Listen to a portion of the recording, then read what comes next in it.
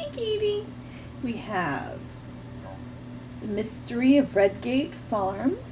We are on Chapter 6, A Worrisome Journey. Some class, eh? The attendant remarked to Nancy as she came back to her car. Must be millionaires. Or racketeers, Nancy thought. As soon as her gas tank was filled, she paid the bill and hurried back to the lunchroom. The girls had already been served. What took so long? Bess asked. Another car drove up and I had to wait, Nancy answered simply. She sat down, thoughtfully eating her sundae. What's the matter with you? George demanded presently. You've hardly said a word since you sat down. Nancy looked around and saw that no one was seated near their table. In whispers, she told them what had happened. Oh dear, whispered Bess. Maybe that man on the train found out where we're going and is on his way there, too. Don't be silly, George chided her cousin. If he's in some shady deal around River Heights, he'd be glad to have our young sleuth out of the way. Joanne looked a bit worried, but all she said was, I think we'd better be on our way. I have to be there before that man comes by to buy the farm. I must talk Graham out of it. The girls finished their sundaes and picked up their checks, but Nancy insisted upon paying. I want to break this $20 bill Dad gave me, she said. I spent most of my smaller bills. The waiters changed the bill for her without comment, and the girls left the lunchroom. As they climbed into the car, Nancy glanced anxiously at the sky. There was a dark overcast in the west. It does look like rain over my way, Joanne observed, and we leave the paved road and take dirt one in about 5 miles from the farm. I'm afraid it's going to be a race against time, Nancy warned, starting the car. A bad storm on a dirt road won't help matters at all. The girls noticed a change in the countryside. The hills had become steeper and the valleys deeper. The farms dotting the landscape were very attractive. Nancy made fast time, for she was bent on beating the storm. The sky became gloomier and overcast. Soon the first raindrops appeared on the windshield. We're in for a downpour, all right, Nancy declared grimly as she turned onto the dirt road. Soon there was thunder and lightning, and the rain came down in torrents. Listen to that wind, Bess exclaimed. It's enough to blow us off the road. The next minute, everyone groaned in dismay, and Nancy braked her car. Upon the road stood a wooden blockade. On it was a sign, Detour, Bridge Under Repair. George read it aloud in disgust. An arrow on the sign indicated a narrow road to the right. As Nancy made the turn, Joanne gave a sigh. Oh dear, she said. This back way will take us much longer to reach Redgate. The detour led through a small woodland of tall trees. Daylight had been blotted out entirely, and even with the car's headlights on full, Nancy could barely see ahead. Again, she was forced to slow down. Suddenly, a jagged streak of lightning hit a big oak a short distance from the car. It splintered the tree. Oh! Screamed Bess. This is terrible! Nancy pretended to be calm, but she was really very much worried. She decided it would be safer to get away from the dangerous line of trees. Any one of them might crash down on them. How long is the stretch of woods? She asked Joanne. Oh, perhaps 500 feet. We'll have to chance it. Nancy drove as quickly as she dared in the darkness. The girls breathed sighs of relief when open country was reached. But Joanne's fears were not yet over.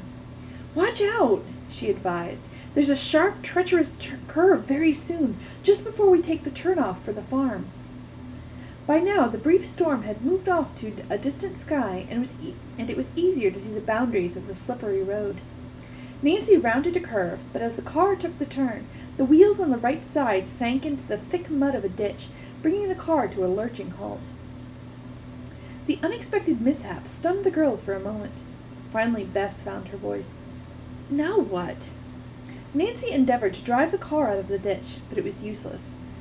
Well, she sighed, we may as well just jump out and examine the car. Keep your fingers crossed. They found the convertible at a lopsided angle. The right wheels, however, were firmly anchored by the mud. The 4 girls attempted to push the car, but without success. I'll look in the trunk, Nancy said. to see if there's something to help us. Nancy found 2 pieces of heavy burlap. Bess and George put them in front of the 2 back wheels for traction. Then they gathered and broke up some brush to make a mat for each tire. "I hope this works," Joanne said, taking her place to assist in pushing the car. "There probably won't be anyone else using this desolate road who would help us, or could help us. I'm afraid we won't reach the farm in time." Nancy stepped into the car and started the motor, easing the gas and slowly rocking the convertible back and forth. Inch by inch, the tires crept forward, finally catching on the burlap and brush and rolling out of the ditch. "We've done it!" Bess shouted proudly. "With a little outside help," George panted with a grin. The girls laughed from sheer relief. They started off again, more slowly than before, but they had gone only a mile when a new storm seemed to be coming up. In less than 5 minutes, complete darkness descended again, bringing another deluge of rain. Deafening thunderclaps instantly followed vivid forks of lightning. Of necessity, Nancy once more kept the automobile at a snail's pace. It was impossible to see more than a few feet ahead. Anxiously, Joanne kept glancing at her watch. "It's 5:15, she announced nervously. Nancy tried to assuage the worried girl's fears. "This storm may have delayed your grandmother's caller." The wind and rain continued unabated. As the convertible climbed the brow of a hill, there was a brilliant flash of lightning. George, who was seated in front with Nancy, screamed, "Don't hit her!" Nancy jammed on the brakes so quickly that the rear of the car skidded around sideways in the road.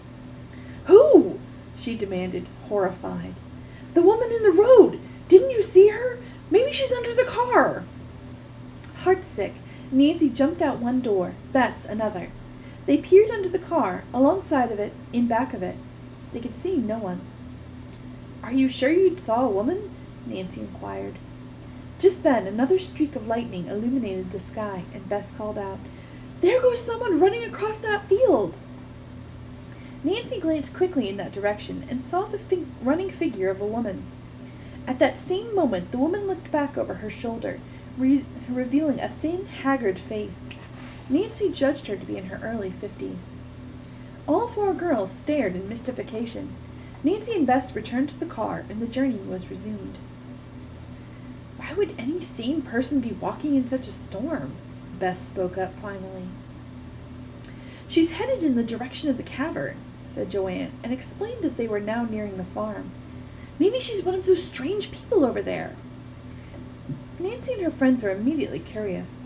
Before they could ask what Joanne meant, the car reached the crest of a steep hill, and Joanne cried out, "There's Redgate Farm!"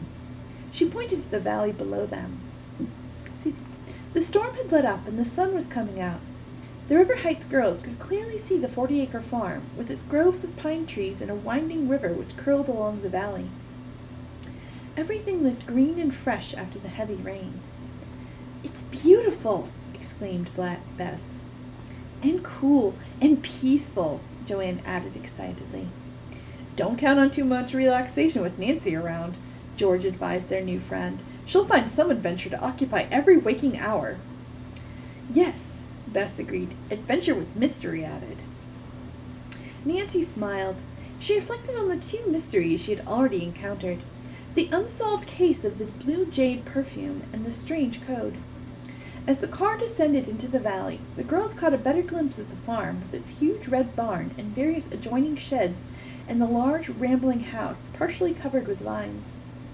There were bright red geraniums in the window boxes and a freshly painted picket fence surrounding the yard. Nancy stopped the car in front of the big red gate which opened into the garden. "Oh, I hope it's not too late!" Joanne cried as she sprang out to unlatch the gate. "We'll have to find out. Do you think those people got there to her gram before she did?" "We'll have to find out."